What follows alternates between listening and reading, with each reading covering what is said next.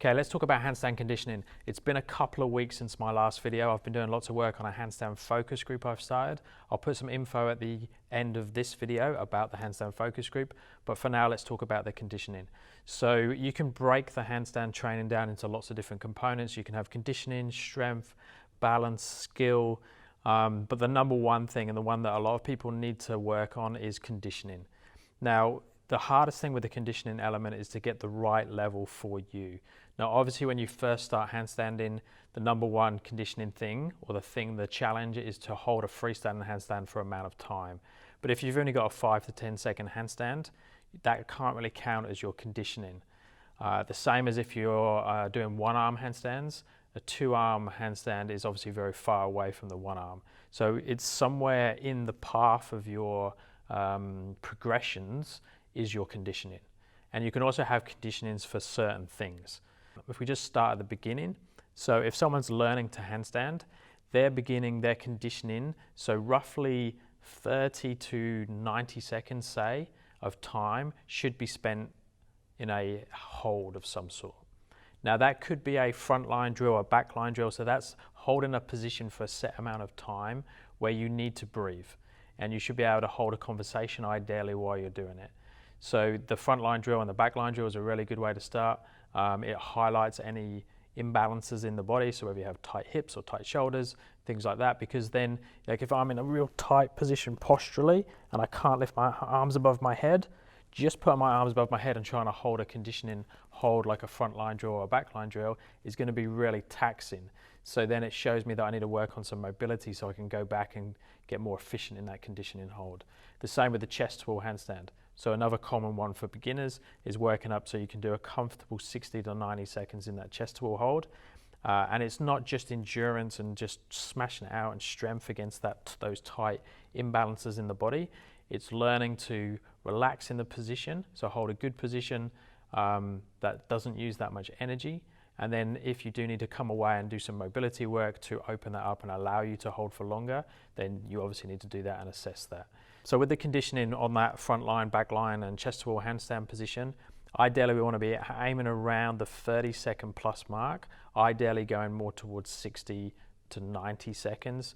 And again, we want to hold that position where we can hold a conversation, we could breathe quite normally. Once you get to the level that you're freestanding, then there'll be a point where the chest to wall handstand can sort of disappear and you can go into freestanding holds. Now, what you want to be as it's not just can you hold a 60-second hold, it's can you kick up to a freestanding hold and hold for 30 plus seconds like every other go.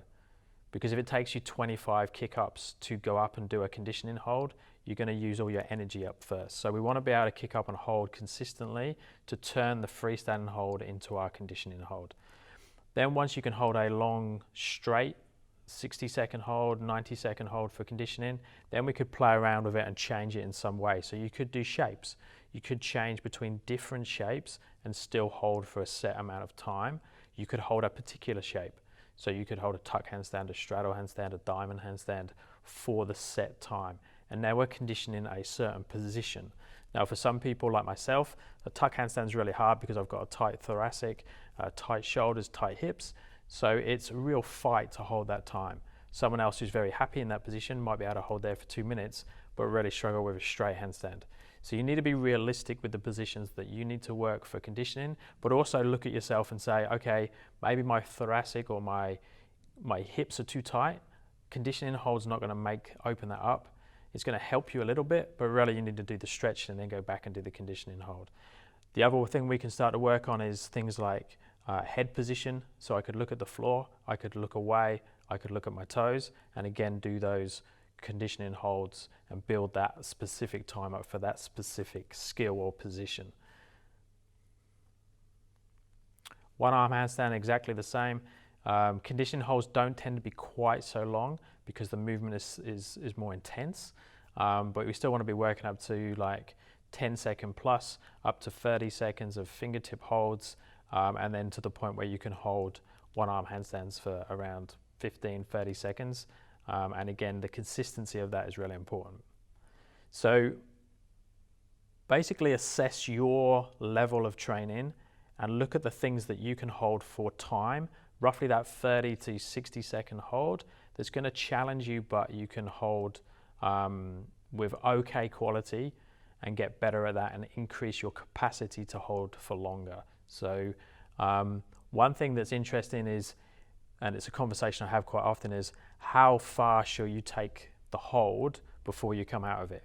Because if I hold a 2-minute handstand, there's going to be some change in my position. So here is a 2-minute handstand that I've done for this video. Once I get over the 1.5 minute, you can see my body line is changing. So this is with no real warm up in mobility or anything. And you can see now my shoulders are getting tired, my back is starting to arch a little bit, but I think this position is still okay at the 2-minute mark. It's how far you take it. Should you go to something like this where your body's really collapsing and you collapse on the floor? I don't think so. I think there needs to be a point where you can come out of the position with control. So you don't want to get to a point where you're going into a faulty position. So if you're learning a chest tool handstand and your shoulders start to sag and your back starts to sag and something else touches the wall and you can't recover, that's your time you should come down. So that's my idea on those. It's the same with the shapes, the same with the head positions, the same with the one arms. As soon as the quality goes to a point where it's a bad position, I would pull out and come out of it. But bear in mind that at 2 minutes, it's not going to look like it did at 20 seconds, and that's fine, but it's just trying to make that call. So I'd recommend that you video yourself whenever you do your conditioning holds. Normally from the side gives you the best idea and visualization of what your body's doing. Watch the shoulders, watch the back, the height of the body normally starts to collapse, and then it's just picking a time where you come out. A lot of people, obviously with the freestanding handstands, it will be because they lose balance and they fall out. Oh yeah, so what I was talking about in terms of the focus group, so I've started a handstand focus group, so it's based on Facebook, but I run a Zoom class as part of that, so it's a weekly Thursday night handstand class. It's recorded, so if you can't make it live, that's fine. It's 7:15 in Perth PM, which is around lunchtime in Europe, and it would be the morning in most parts of America, around the 7-8 o'clock time, I think. But like I said, I put the recording up as well, and we have another class that's on a Saturday at 11 a.m. if you're in Perth. Again, if you're not, that's one where we go into a project. So this week we just covered the press to handstand, and then we discuss it and we do videos and work on that project for the week, and then we start another project each Saturday. So there's Q&As in the group, there is video critique, so you can put videos up and I can critique, and we can start a discussion around certain things. Yeah, so it's something I've just started off and so far it's working really well. If you're interested in that, send me a DM and we can go from there. Thumbs up and subscribe. See you next time, guys. Thank you.